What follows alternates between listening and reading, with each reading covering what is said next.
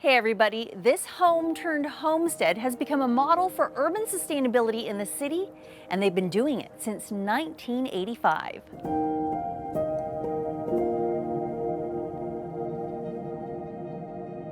This is my family farm. This is where I grew up. Hey guys. Hello. It's very near and dear to my heart. It's become quite a movement where people see it as a vision for the cities in the future.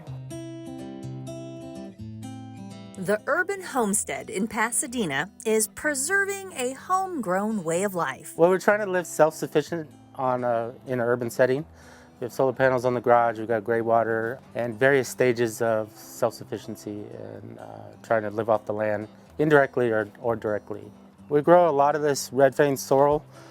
This one we can sell for like 25 cents a leaf. A home-turned homestead, the family farm sprouted up organically in the mid-'80s and has been growing ever since, now kept up by siblings who are carrying on their father's legacy. My father sort of started following the back to the land movement. He wanted to get back to the land, know where his food came from, sort of like the hippie lifestyle, but without all the other extra. We did it for the family. We love planting, we love gardening, we love doing the experiment sustainability. Me and my dad planted that, and then it either grew too well or didn't grow well enough, or we couldn't sell it. Unfortunately, if it doesn't make any money, it's like, you gotta go. My dad smothered the front lawn and turned it into edible garden, so that was even more forefront. And he's just like, this lawn, it's costing me too much time.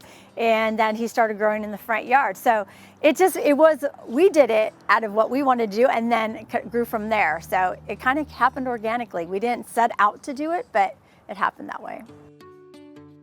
Here, they use a hands-on approach to educating others about farming and food systems. Last year, we had over 1,000 to 2,000 kids come through here, students come here. They come here for like a hands-on sensory farm tour. We have the kids smell something, taste something, cuddle a chicken. And so they get this, farm experience, and they love it. They just get so amazed. And the feedback I get from it is just overwhelming, that kids want to go back and they don't want to leave.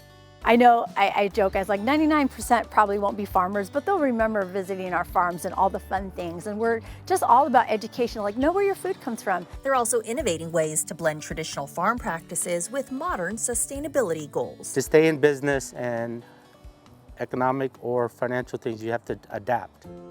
We're surrounded on three sides by concrete and schools, and it's a challenge, but it also teaches us to maximize the space. We've been doing it our whole life. Sometimes I have to tell myself, other people didn't grow up like this. Most farms, the soil's depleted after 40 years. After 40 years, our soil's better than when we started. And somebody said, what's your fertilizer program? I have none. What's our pesticide program? I have none.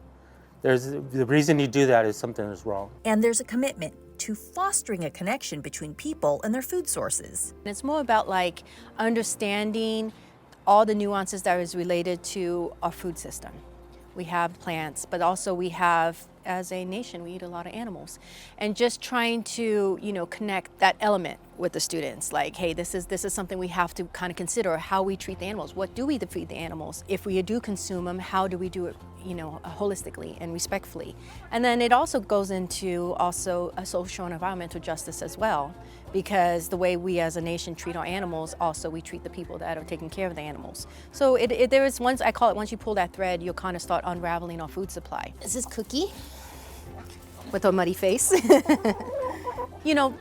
Getting people to understand that it's not a vending machine. Living creatures are not vending machines. You're not really supposed to expect, give me something. When we expect things from the land, when we expect things from the environment, when we expect things from animals, that's when we kind of upset the balance.